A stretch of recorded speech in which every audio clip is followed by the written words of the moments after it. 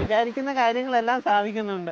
ഭക്തൻ പൂജാരിയാവുന്ന ക്ഷേത്രം, മഹാത്ഭുതങ്ങളുടെ ക്ഷേത്രം. ഈ ക്ഷേത്രത്തിൽ പോയാൽ 108 ശിവക്ഷേത്രത്തിൽ പോകുന്നതിന് തുല്യമാണ്. ഒരു ധാര നടത്തിയാൽ നിങ്ങളുടെ ഏത് ആഗ്രഹവും സാധിച്ചിരുന്ന മഹാദേവ ക്ഷേത്രം, അത്ഭുതങ്ങളുടെ ക്ഷേത്രം, മഹാപരബ്രഹ്മ ക്ഷേത്രം. ഇപ്പം ആ കൊച്ചിന്റെ കല്യാണ നിശ്ചയമാകാൻ പോകുന്നു. എല്ലാ മാസവും പനിയും ചൂടും, അത് ഭയങ്കര ചൂടായിരുന്നു. അങ്ങനെ ഞാൻ മോൻ്റെ അത്രയുള്ള ഒരു നിലവിളക്ക് ഇവിടെ സമർപ്പിച്ചതിന് ശേഷം ഉള്ള ചൂടോ പനിയോ അതിന് ശേഷം വന്നിട്ടില്ല. എൻ്റെ കാര്യം മനസ്സിൽ വിചാരിച്ച് കഴിഞ്ഞാൽ ഇപ്പോൾ കുഞ്ഞിനാണേലും ഒരു കാര്യം ഇന്നലെ പ്രതീക്ഷിക്കാത്ത ഒരു കാര്യം നടന്നു. അപ്പോൾ സംസാരശേഷി ഇല്ലാത്ത കുട്ടികളുടെ സംസാരം തിരിച്ചു കിട്ടുന്ന ഉൾപ്പെടെയുള്ള വിളിച്ചാൽ വിൽപ്പുറത്തുള്ള ദേവനാണ് ഇവിടുത്തെ മഹാദേവൻ. 800 വർഷങ്ങൾ കൂടുതൽ പഴക്കമുള്ള ക്ഷേത്രമാണ്. ഭഗവാൻ ശിവന് നിങ്ങൾക്ക് നേരിട്ട് തന്നെ ധാര നടത്താൻ പറ്റുന്ന ഒരു ക്ഷേത്രം.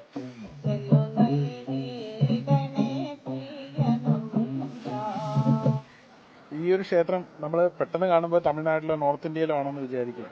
പക്ഷെ അല്ല, ഇത് നമ്മുടെ കേരളത്തിലാണ്. ഇവിടെ വന്ന് പ്രാർത്ഥിച്ചാൽ നടക്കാത്ത കാര്യങ്ങൾ ഒന്നും തന്നെ ഇല്ല.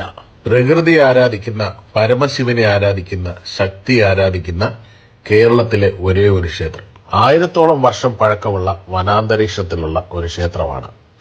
കാവും കുളവും പാടവും പാടശേഖരവും ഒക്കെ ഉള്ള ഒരു ക്ഷേത്രം. വീഡിയോ ഒന്ന് ഷെയർ ചെയ്ത് വെച്ചേക്കും, എല്ലാവർക്കും ഉപകാരപ്പെടട്ടെ.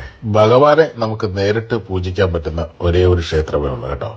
അതിനോടൊപ്പം തന്നെ കാര്യസാധ്യത്തിനായിട്ട് തുലാഭാരം നേർന്നാല് ഇവിടെ നടക്കാത്ത കാര്യമൊന്നുമില്ലെന്നാണ് വിശ്വാസം. ശിവനാണ് പ്രധാന പ്രതിഷ്ഠ. അതിനോടൊപ്പം നാഗരാജാവും ഉണ്ട്, നാഗയക്ഷി അമ്മയും ഉണ്ട്. അതായത് ഭാരതത്തിൽ തന്നെ 12 ജ്യോതിർലിംഗങ്ങളുണ്ട്.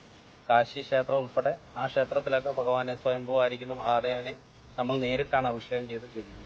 അപ്പം അതുപോലെയാണ് നമ്മുടെ വേതാളംകുന്ന് സരസ്വമൂർത്തിയായിരിക്കുന്ന ഭഗവാനെ നമ്മൾ നേരിട്ട് പൂർണ്ണ കുംഭം നൽകി അഭിഷേകം ചെയ്യുന്ന ചടങ്ങുകളുണ്ട്. മാംഗല്യം നടക്കുവാൻ ആഗ്രഹിക്കുന്നവർ അതിൻ്റെ തടസ്സങ്ങൾ നീക്കി അത് പ്രാർത്ഥന ചൊല്ലി അതിൻ്റെ കാര്യം നടന്നതിന് ശേഷം എത്രയോ ഭക്തന്മാരിവിടെ വരുന്നുണ്ട്. നമുക്ക് വലിയൊരു വിശ്വാസം പിന്നീട് എന്നും അന്നദാനമുണ്ട്.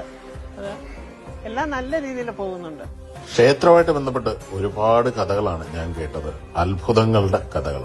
ഒരുപാട് കാളകളെ അവിടെ നടക്കിരുത്താറുണ്ട്. ഈ അമ്മ നടക്കിരുത്തിയ കാളയാണത്. കാര്യസാധ്യത്തിനായിട്ട് പ്രത്യേക പൂജയുള്ള ക്ഷേത്രം കൂടെയാണ്. മഹാദേവനോടൊപ്പം നന്ദിക്ക് പ്രത്യേക സ്ഥാനമുള്ള ക്ഷേത്രമാണ്. സാധാരണ ക്ഷേത്രത്തിൽ നന്ദിയുടെ പ്രതിമയുള്ളപ്പോൾ ഇവിടെ നന്ദിമാരോട് നമുക്ക് നേരിട്ട് കാര്യങ്ങൾ പറഞ്ഞ് ബോധ്യപ്പെടുത്താം. അവരാണ് മഹാദേവനോട് നമ്മുടെ കാര്യങ്ങൾ അവതരിപ്പിക്കുന്നതാണെന്നല്ലോ വിശ്വാസം. അതുകൊണ്ട് നന്ദികൾക്ക് വളരെ പ്രാധാന്യമുള്ള ഒരു ക്ഷേത്രം കൂടെയാണ് കേട്ടോ ഇത്. ജീവിതത്തിൽ ഒരു വട്ടമെങ്കിലും ഇവിടെ പോയിരിക്കണം എന്നുള്ളതാണ്. ചെങ്ങന്നൂരിൽ നിന്ന് 8 കിലോമീറ്ററും മാവേലിക്കരയിൽ നിന്ന് 11 കിലോമീറ്ററും തിരുവല്ലയിൽ നിന്ന് 14 കിലോമീറ്ററുമാണ് ഈ അമ്പലത്തിലേക്ക് എത്താനുള്ള ദൂരം. മാന്നാർ പുലിയൂർ ചെങ്ങന്നൂർ റോഡിലാണ് വേതാളംകുന്ന് ക്ഷേത്രത്തിന്റെ പടിഞ്ഞാറൻ കവാടം.